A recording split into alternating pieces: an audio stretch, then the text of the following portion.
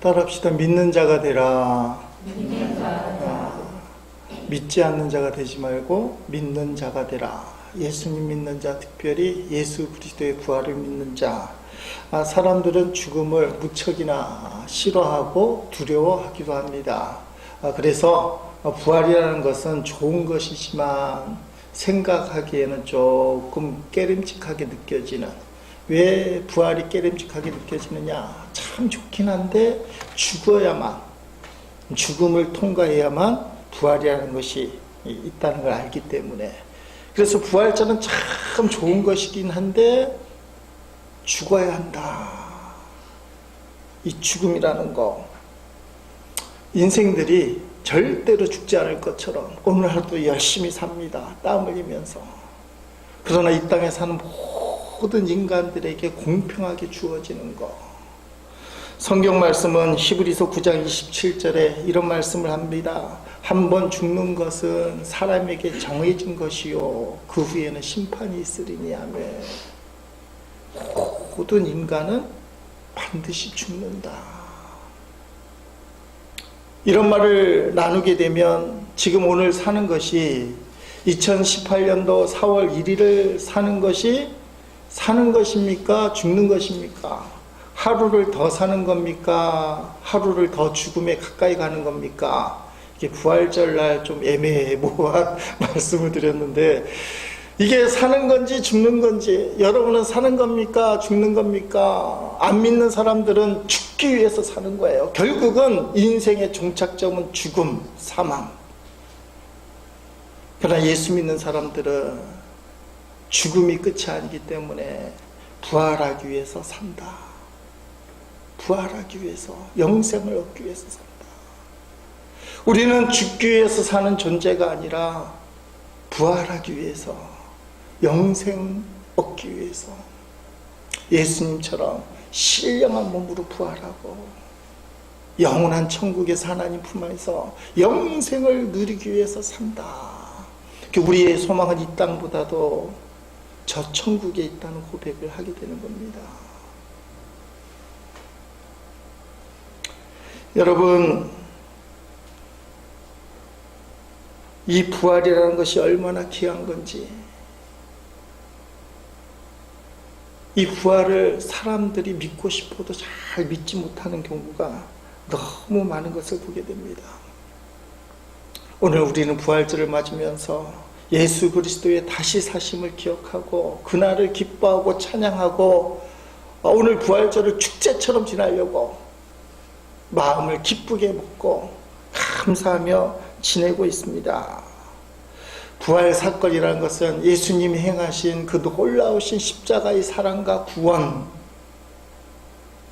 그것을 확증하는 것이고, 하나님이 예수 그리스도를 이 땅에 보내주셨고, 이 땅에 오신 예수님이 저와 여러분을 위해 십자가에 죽으셨으며 예수님이 하나님의 아들이 되신다.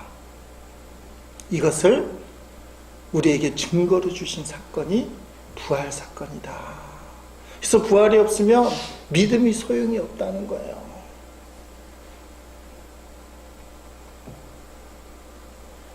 우리가 예배 전에 설교 본문이 되는 요한복음 20장의 내용을 봤어요. 이 동영상 영화가 성경 본문에 근거해서 성경 말씀 그대로 18절 말씀부터 사실은 쭉 진행이 됐습니다. 막달라 마리아 이야기가 시작됐어요. 예수님이 십자가에 죽으시고 무덤에 안치되니까 안식일 날은 손을 못 대요. 안식일은 금요일 날 해가 떨어지고 토요일 날 해가 떨어질 때까지, 유대인들은 우리가 생각하는 하루가 아침부터 저녁이 아니라 저녁부터 아침이에요. 그래서 안식일 하면 금요일 밤부터 토요일 낮. 그러니까 안식일이 지나고 첫째 날 아침이 되니까 주일 아침이에요. 토요일 밤이 지나고 주일 아침에 막달라 마리아는 예수님의 시신을 제대로 수습하지 못해서 금요일 날 오후 3시에 돌아가시고 안치를 했는데 밤이 되면 안식일이 시작되니까 시체 만지면 안 되고 여러 가지 규제가 있어서 대충 수습을 한 게 너무나 가슴이 아파서 다른 여인들과 함께 예수님의 무덤을 찾아갔어요. 수습을 좀 마무리하려고 향유도 가져가고 마음의 준비도 하고. 그런데 무덤 안에 예수님이 시신이 없는 거예요. 너무 깜짝 놀란 겁니다. 예수님이 그렇게 고통스럽게 십자가에 죽은 것도 너무나 가슴이 아프고 애통한데 예수님의 예수님의 시신조차도 사라지다니. 너무 슬픈 거예요. 여러분, 그래서 막달라 마리아가 우는 겁니다. 예수님의 시신이 없어서. 물론 예수님이 천사들을 통해서 왜 살아있는 자를 죽은 자 가운데서 찾느냐. 여러분, 막달라 마리아를 떠올리면서요, 우리는 예수님 때문에 울어본 적이 언제인가? 예수님 때문에 눈물이 난 적이 언제인가? 저 자신도 생각해 봤어요. 사순절 지나고 고난주간 이렇게 지나면서 예수님 때문에 눈물을 흘린 적이 있는가? 어제 우리 아들이 아침에 일어나더니 알바가 늦었다는 겁니다. 부산 하단에 옛날 세중앙교회, 지금 호산나교회 옛날 자리 예배당, 거기서 모여간다는데 늦었다고 하면서 아빠 차를 태워줄 수 있어. 태워달라는 말이잖아요. 그래서 태워서 가는 겁니다. 그리고 돌아오는 길에 찬양을 듣는데 이 찬양 가사가 너무 가슴을 울리는 거예요. 저는 눈물 흘려봤다. 이 얘기 한번 드리려고 하는 거예요. 어저께 아침에 돌아오는데 눈물이 계속 흘려서 옆에 있는 차들 운전하는 분들이나 다른 분들이 볼까봐 아무도 보진 않지만 혼자 부끄럽기도 하고 막 눈물을 씻으면서 아름답고 놀라운 주 예수라는 찬양이에요. 우리 집사람하고 여러 번 불러봤는데 아직 소화를 못 시켜서 다음 주면 소화를 해서 부를지 몰라요. 그 찬양이 울려요. 찬양 가사가 이래요. 아름답고 놀라운 주 예수 말로 할 수 없네. 그 측량할 수 없는 위엄 주님과 같은 분 없네. 한없는 지혜와 그 사랑 그 누구도 다 할 수 없네. 아름답고 놀라운 주 예수 보좌에 앉으셨네. 주님 앞에 내가 서 있네. 주 앞에 내가 서 있네. 주는 거룩하신 하나님 그 앞에 서 있네. 주님 앞에 서 있는데 주님이 여전히 나를 사랑하신다는 표정으로 예수님의 그 측량할 수 없는 위엄과 말할 수 없는 지혜와 사랑, 이 경애라는 표현이 주님이 만만한 분은 아닌데 여전히 내가 너를 사랑하고 너를 품어주고 너와 함께하고 너를 인도해 줄게. 근데 놀라운 것은 마음이 평안해지는 거예요. 편안해지는 거예요. 주님 앞에 내가 서 있네. 여러분, 부활절날 부활하신 예수님 아무리 설교해도 예수님이 내 안에 안 계시면 이 부활의 주님 무슨 소용이 있겠어요? 우리 예수님이 신세계 백화점 3층에 지금 계십니다. 거기 가면 부활하신 주님이 계십니다. 이런 설교가 사실은 의미가 없잖아요. 부활절날 목사들이 고민하는 것 중에 하나가 부활의 기쁨이 없는데 함께 계신 예수님을 못 만나는데 어떻게 부활의 주님을 기쁘게 설교할 것인가, 사실은 힘든 거거든요. 근데 어제 주님을 만난 거예요. 주님은 살아계시다. 여러분, 부활절날 우리가 아무리 부활하신 예수님을 찬양하고요, 알고 있다고 그러고 기뻐합니다, 감사합니다 하지만 내 안에 예수님이 계신 것을 못 느끼는데, 부활하신 주님을 어떻게 기뻐하고 감사하고 찬양하고 부활절 헌금도 드리는데, 사실 그 헌금이 무슨 의미가 있겠는가? 예수님이 나와 함께 하시면 되는데. 막달라 마리아는 예수님이 없는 줄 알았어요.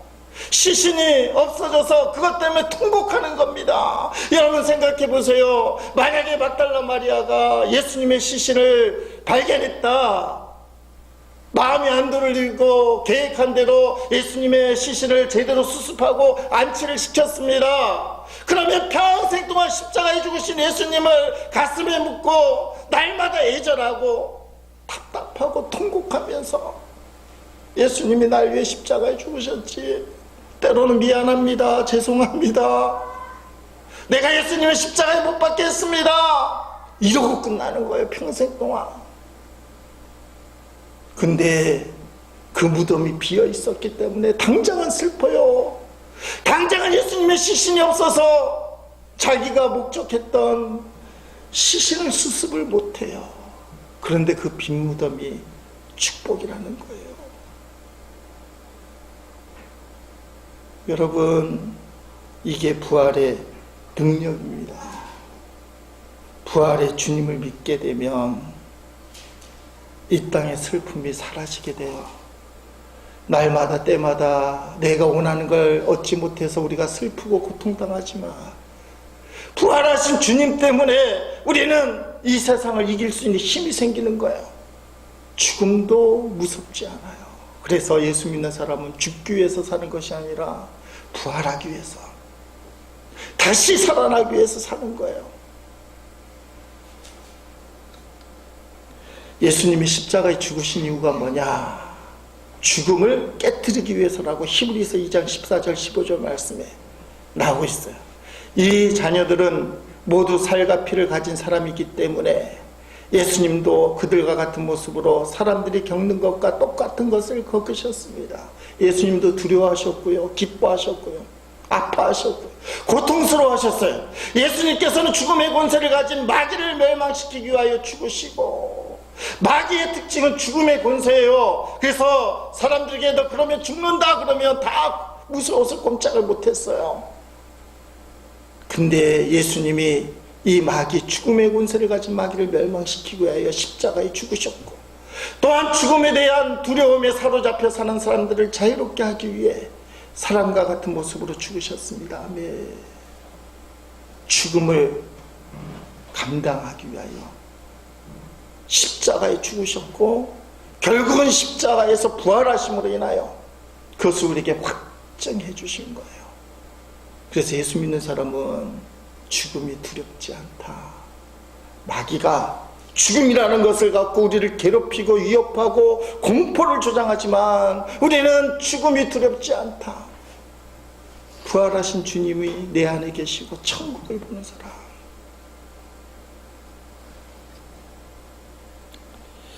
예수님의 십자가 죽음은 극도의 공포를 조성을 했어요.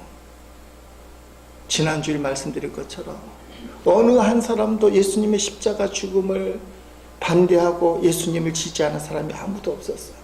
12제자조차도 예수님을 떠나서 다 도망치고 부인하고 배신하고. 근데 제자들이 예루살렘의 마가의 다락방으로 추정되는 곳에 모여서 문을 꽁꽁 닫고 있었습니다. 오늘 본문 말씀이에요. 무서워서 문을 꽁꽁 닫고 있었습니다. 뭘 하고 있었을까?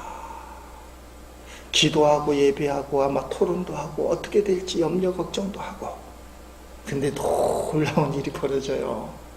문을 꽁꽁 닫고 있어서 사람이 들어올 구석이 없는데 예수님이 딱 나타나신 거예요. 예수님이 벽을 통과하고 들어오실 수밖에 없는 거예요. 문을 닫아놨기 때문에.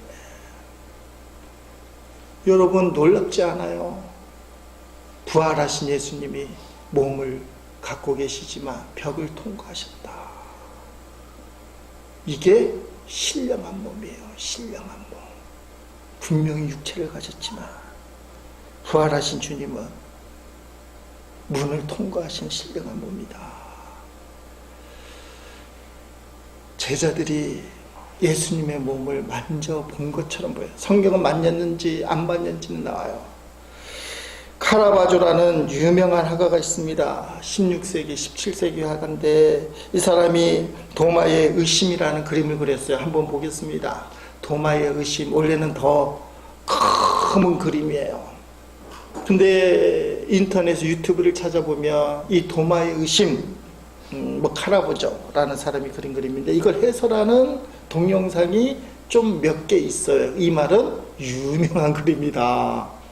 그 말이에요. 여러분, 저기 고개를 숙이고 예수님의 창자국난 허리에 손가락을 쑥 집어넣는 사람이 도마예요. 이름이 있고 해설해 보면 여러 가지 저 그림을 갖고 30분 동안 해설을 하니까 다 뜻이 있는 거예요. 그러니까 실제로 예수님의 몸을 만져보고 있다. 만질 수 있는 몸. 부활하신 주님이 갈릴리 바다에 가서 베드로를 만나줄 때 구운 물고기를 드시잖아요. 그러니까 영적으로만 계신 부활이 아니라 몸을 입고 있다는 거예요. 몸을 입고 있다.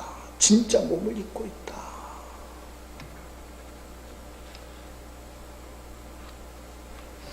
예수님이 처음 나타났을 때 도마가 그 자리에 없었습니다. 제자들이 예수님을 만나고는 늦게 온 도마에게 우리가 부활하신 예수님을 만났다 감격하며 전해줬을 때 도마는 아니 도대체 무슨 말이냐? 나는 믿지 못하겠다. 25절 말씀 보니까 쉬운 성경에 이렇게 표현되어 있습니다. 그래서 다른 제자들이 도마에게 우리가 주님을 보았다라고 말했습니다. 그러자 도마는 내가 직접 예수님 손에 있는 못자국을 보고 내 손가락을 그분의 못 박힌 곳에 찔러보고 내 손을 그의 옆구리에 넣어보기 전에는 못 믿겠다고 말했습니다. 못 믿겠다는 말은 헬라어 성경에 보면 나는 믿을 수가 없다라고 강조가 되어 있어요. 절대로 안 믿겠다. 우리식으로 얘기하면 그게 사실이라면 내 손에 장을 지시겠다. 여드레 만에 부활하신 예수님이 나타나십니다.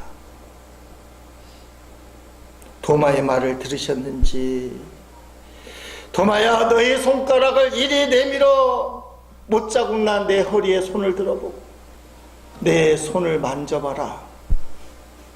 그리하여 믿음 없는 자가 되지 말고 믿는 자가 되라.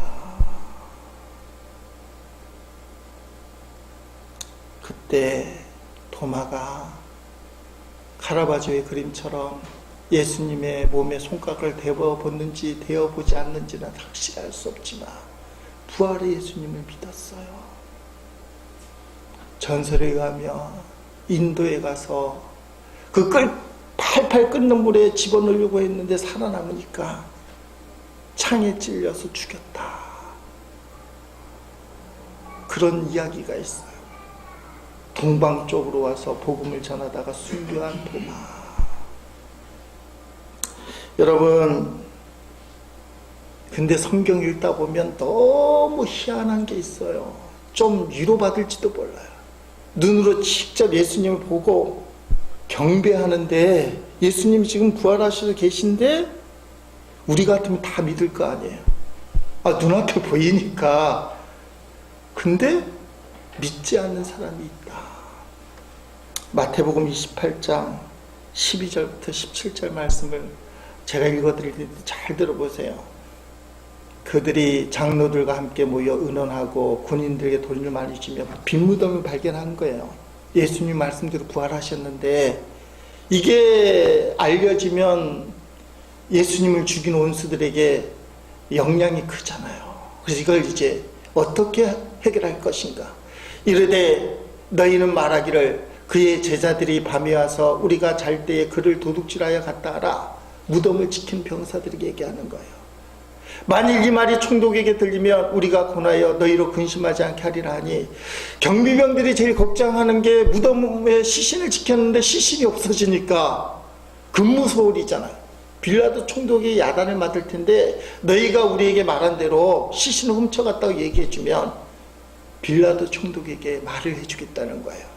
군인들이 돈을 받고 가르친 대로 하였으니 이 말이 오늘까지 유대인 가운데 두루 퍼지니라. 예수님의 제자들이 부활을 가장하기 위해서 시체를 훔쳐갔다고 거짓말을 퍼뜨린 거야. 근데 그 다음 말씀 보세요. 11 제자가 갈릴리에 가서 예수께서 지시하신 산에 이르러. 그 다음 말이 애매합니다. 11 제자 중에 이런 사람이 있는지, 아니면 승천 때 치면 500명이 봤다고 하는데 그때 있는 일인지 잘 보세요. 예수를 배웠고 경배하나 아직도 의심하는 사람들이 있더라. 아멘. 좀 놀랍지 않으세요? 예수님이 부활하셨는데 그 부활의 주님을 뻔히 보고 예배를 드린대요. 예배를 드는데도 부활의 주님을 의심하는 자가 있더라. 보지 않고 믿는 자가 얼마나 복이 되는지요. 보고도 안 믿는 사람들이 실제로 있는 거예요. 보고도 안 믿는 사람들. 부활이라는 것은 지성으로, 과학으로는 절대 불가 아닙니까? 이게 말이 안 돼요. 죽었다가 다시 살아나는 거예요. 그래서 믿음이 없으면 예수를 뻔히 보면서 경배까지 하는데 의심하게 되는 거예요. 오늘 부활절 예배를 드린데 말입니다. 우리가 예수님을 경배하고 찬양하는데 의심하는 사람들이 있더라. 아니, 진짜 부활의 주님을 보고도 의심하는 제자들이 있다면 이걸 그냥 일반적으로 확대 해석하면 부활절날 예배하는 성도들에게는 의심하는 사람이 없을 수가 없다. 어떻게 보면 그게 당연하다는 말이에요.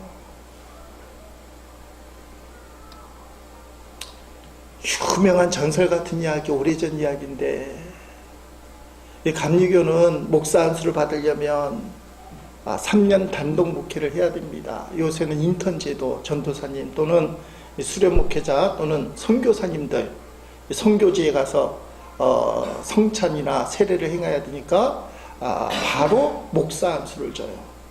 근데 옛날에는 3년 단독 목회를 해야 돼요.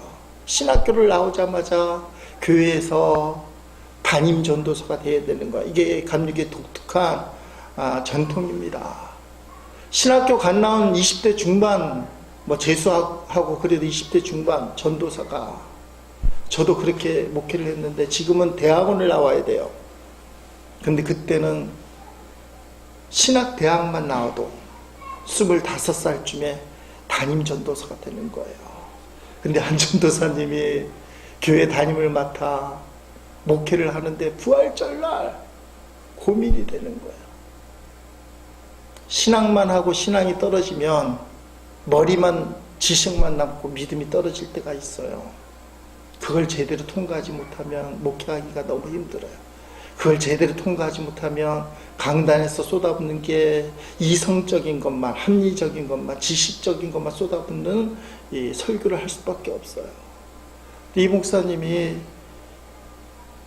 그걸 극복하지를 못하고 부활을 못 믿는데 어떻게 죽었던 사람이 다시 살아난단 말인가.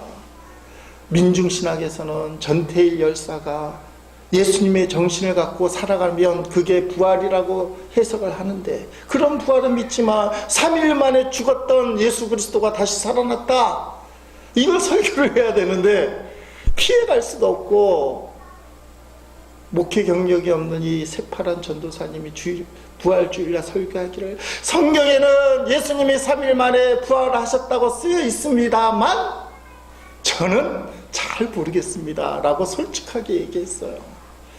우리 제일감리교회 성도들은 착해서 이런 말 듣고도 아멘, 그럴 수 있지, 나하고 비슷해, 이럴지 모르지만 옛날에 이렇게 설교해서 큰일 나는 겁니다. 부활을 믿지 않는 전도사님이 설교를 하다니 쫓겨났다는 얘기가 있어요. 부활이 믿어지느냐? 이건 진짜 중요한 거예요. 지난 주간에 읽은 책이 왜 나는 예수를 믿는가? 이승장 목사님, 이분이 제주도 서귀포 출신이에요. 그래서 너무 호감이 가서 책을 읽는데 엊그제 201쪽에 이런 내용이 나와요. 제가 읽어드리겠습니다. 기독교라는 미신에서 인류를 구출하려는 가득한 마음으로 예수 부활은 사실이 아님을 입증시키려는 시도가 많았다. 프랭크 모리슨이 대표적인 인물이다. 저널리스트인 그는 사실 여부를 파헤치는 끈질긴 승부근성으로 예수를 죽음과 부활의 마지막 기간, 그 기간에 집중하여 증거를 수집하고 조사를 하는데 10년이 걸렸다. 기자 같은 사람이야. 끝까지 추적하는 사람. 10년 동안 예수 부활을 추적했다는 거예요. 연구 끝에 그는 누가 돌을 옮겼는가? 생명의 말씀사에서 번역을 했대요. 그 책을 썼다. 그리고 이렇게 고백한다. 처음에는 도저히 불가능한 사건이라 생각하고 시작한 조사였는데 천천히 그러나 분명하게 예수 부활 사건은 저항할 수 없는 논리적 기결이라고 조사 결과를 발표하고 신앙을 고백했다. 예수 부활이 거짓이라고 그걸 알아내기 위해서 조사하는데 10년 동안 조사한 게 천천히 그러나 분명하게 저항할 수 없는 논리적 기결이다. 예수의 부활이 역사적 사실이라는 근거가 무엇인가? 4가지를 들었어요. 신약 복음서의 문서 기록은 고대 어느 문서 기록보다도 확실히 신뢰할 수 있는 문서다. 2번째, 12제자 및 가까이 있던 여인들을 비롯하여 부활하신 예수님을 현장에서 목격한 500여 명의 증인들이 생전에 있었다. 3번째, 예수를 배반하고 떠났던 제자들의 극적인 변화와 그들의 설교 내용이 의심의 여지 없이 예수님의 부활을 증명한다. 4번째, 토요일인 유대교 안식일이 주일로 변하게 된 것 등 기독교의 발생과 성장을 예수 부활 없이 설명할 수가 없다. 이렇게 결론해요. 예수 부활은 인류가 소유한 어느 고대 역사보다도 많은 문서 기록, 많은 증인들, 많은 보강 증거가 있는 역사적 사건이다. 직접적인 증거에 보완적 증거까지 합치면 예수의 육체적 부활은 법률 전문 용어로 요새 많이 듣는 이야기입니다. 모든 합리적 의심을 넘어서는, 모든 합리적인 의심을 넘어서는 실제 발생한 사건이라는 것이 신실한 학자들의 양심선언이다. 에이, 그딴 거 못 믿어 하지 말고 과학적으로 역사적으로 한번 연구해보라는 거예요. 연구를 해보면 안 믿을 이유보다 믿을 이유가 증거들이 더 많다, 그 말이에요. 우리는 예수 부활의 역사적 진리를 믿기 때문에 영혼뿐만 아니라 육체까지도 부활할 것을 믿는 희망의 사람이 되는 것이다. 아까 언뜻 말씀드린 민중신학처럼 예수님의 정신을 갖고 사는 게 부활의 정신이고 부활이다, 이게 아니라 진짜 예수님이 부활하셨다, 신령한 몸으로 부활하셨다, 그래서 우리도 죽으면 다시 살고 신령한 몸으로 다시 산다, 이게 우리의 소망이라는 거예요. 이게 부활신앙이라는 거예요. 그래서 우리는 죽기 위해 사는 자가 아니라 부활하기 위해서, 영생을 얻기 위해서 사는 자다.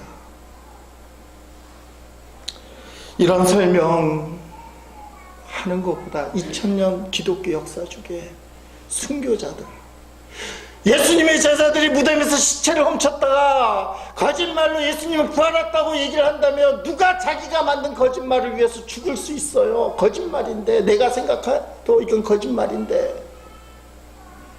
근데 예수님의 제자뿐만 아니라 기독교 2000년 역사 동안에 그 수많은 수십 수백만 명의 순교자들이 예수님의 부활을 증거하는 거예요. 스데반이 순교할 때 하나님 우편에 계신 예수님 보잖아요. 우리가 오늘 신앙생활을 힘있게 하는 것은 아까 제가 고백한 것처럼 주님을 만나는 거잖아요. 살아계시니까 찬양 가운데, 기도 가운데, 오늘 예배 가운데 주님을 만나는 거예요. 주님이 살아계시니까, 주님이 지금 살아계시니까 주님을 만날 수 있는 거잖아요. 예수님 이런 말씀하셨어요. 마지막으로 보고 믿는 자보다 보지 않고 믿는 자가 복이 있다. 따라합시다. 보지 않고 믿는 자가 복이 있다. 아까 말씀드렸잖아요. 진짜 부활의 주님을 목격하고 예배까지 하는데도 의심하는 자가 있더라. 근데 보지 않고 믿는 자가 얼마나 하나님의 큰 은혜와 사랑인지 축복인지. 제가 설교를 동영상을 보다가 어떤 목사님 설교를 들었습니다. 그 목사님이 주먹을 딱 쥐고, 여러분 제가 이 손 안에 헝겊을 쥐고 있는데 믿습니까? 여러분은 믿어요? 그랬더니 교인 중에 한 명이 아멘 하고 다른 사람들은 여러분처럼 가만히 있었어요. 그래서 이거 보여준다고. 헝겊이 있어요 없어요? 대답도 안 하시네. 있어요 없어요? 있잖아요 헝겊이. 그러면서 다시 손을 쥐면서, 여러분 제 손에 헝겊이 있는 것을 믿습니까? 여러분은 믿어요? 예, 다 믿잖아요. 근데 놀라운 얘기를 했어요. 여러분 진짜 믿음이 뭐겠어요? 보지 않고 믿는 것, 내 손에 헝겊이 있다라고 얘기한 이 증언만 갖고 믿는 것이 진짜 믿음이고, 헝겊을 확인하고 믿는다고 하는 것은 사실 확인에 불과하다. 사실 확인. 믿음은 보지 못하는 것들의 실상이요 보지 못하는 게 증거다. 예수님의 말씀, 성경 말씀, 하나님, 눈에 보이지 않는 놀라운 하나님의 역사를 보지 않고 믿는 것, 성경이 증언하고 목사가 설교를 하니까 그게 믿어지는 게 진짜 믿음이고 복이 있는 믿음이라는 거예요. 꼭 눈으로 확인하고 믿겠다 이런 사람이 있긴 한데, 믿음은 믿음이지만 복된 믿음은 아니라는 겁니다. 부활주의를 지나고 있습니다. 예수님이 도마를 찾아왔어요. 이제 성찬을 하기 전에 찬양을 부르려고 하는데요, 찬양집 270번, 부활하신 주님이 도마를 만나고 또 도마 같은 우리를 만나고 하는 말씀 같아요. 십자가 그 사랑 2절 말씀 앞에 가사가 나오는데요, 앞에 보면 지나간 일들을 기억하지 않고, 앞으로 좀 돌려보세요. 이전에 행한 모든 일 생각지 않으리. 도마가 예수님 부활하면 내 손에 장을 지지겠다, 내가 그걸 보지 않고는 믿을 수가 없다, 너희들 다 거짓말하지 마라, 이것들 다 기억하지 않고 이전에 행한 모든 일 생각도 않겠다. 근데 그 주님이, 부활의 주님이 전지전능하신 주님이잖아요. 사막에 강물과 길을 내시는 주, 내 안에 새 일 행하실 주만 바라보나이다. 부활의 주님을 만나시기를 바랍니다. 교리적인 주님 말고, 예수님 부활하셨다며 말고, 찬양 가운데, 기도 가운데, 삶 가운데 주님이 나를 만져주는 것. 어저께 제가 체험했던, 잘 부르지도 못하는 찬양이지만 듣기만 해도 마음에 감동이 되고 눈물이 나고 잘못한 게 떠오르고, 그러면서도 품어주는 걸 느껴지면서 마음이 편안해지는 것. 마음이 편안해지는 것. 세상이 주지 못하는 평안. 그러면 된 거예요. 왜냐하면 부활의 주님을 만났기 때문에. 부활의 주님을 만나고 싶습니다, 부활의 주님을 믿습니다 하는 것보다 예수님이 내 안에 계시네요. 그럼 된 거죠. 오늘 부활절날 예수님이 꼭 여러분 안에 계심을 확인하는 시간 되길 바랍니다. 찬양집 260번 찬양하겠습니다.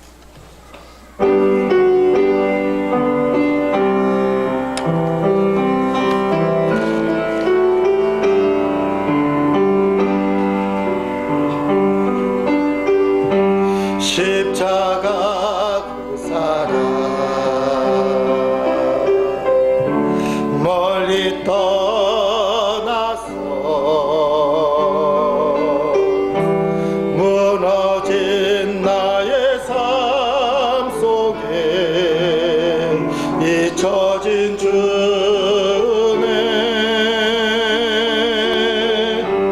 돌 같은 내 마음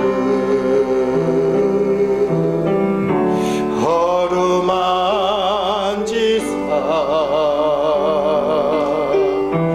다시 일으켜 세우신 주를 사랑합니다.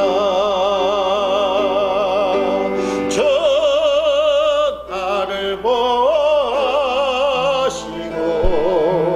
날 붙드시리 나는 보배롭고 존귀한 주님의 자녀라. 저 나를 보시고 날 붙드시리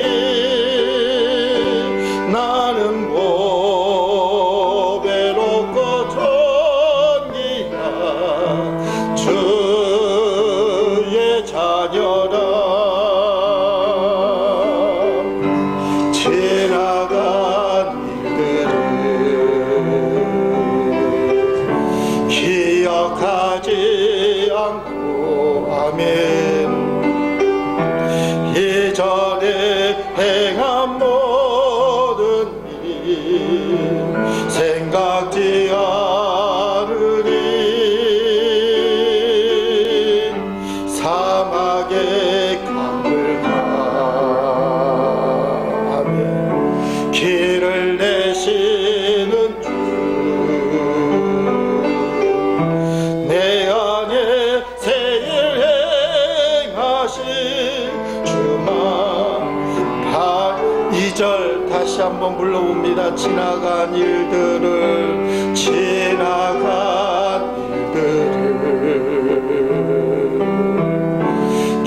기억하지 않고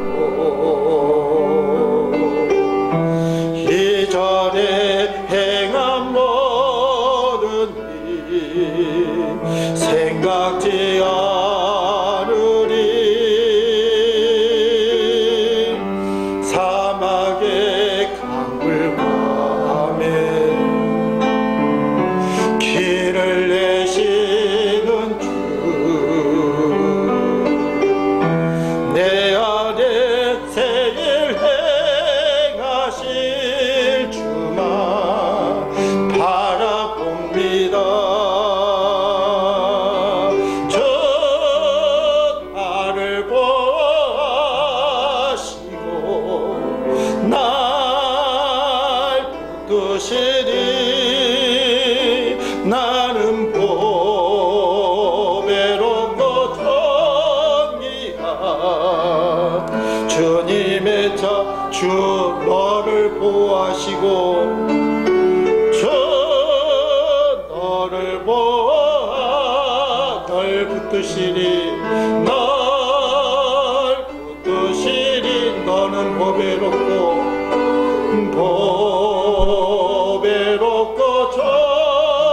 존귀한 주의 자녀라 보혈을 지나